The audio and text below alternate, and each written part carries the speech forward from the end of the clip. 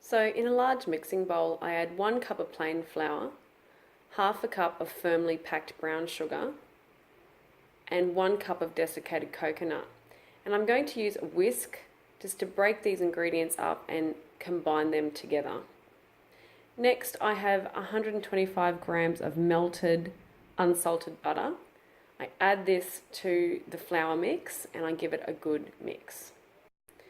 Here I have a 20 by 30 centimetre lined slice tin. I'm going to press that into my slice tin.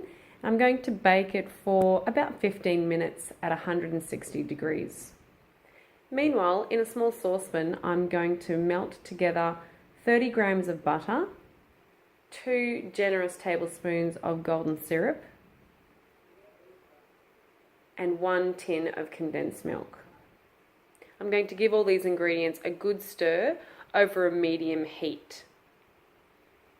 Once this mixture comes to the boil, you must continue stirring to ensure that the caramel doesn't burn. So keep on stirring until the mixture is nice and thick and a lovely light golden colour. Once the caramel is done, pour it on top of your base and return it to the oven for about 12 minutes.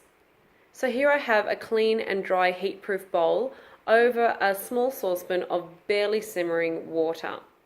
So to my bowl I add 20 grams of butter and I'm going to break up into this 150 grams of dark chocolate.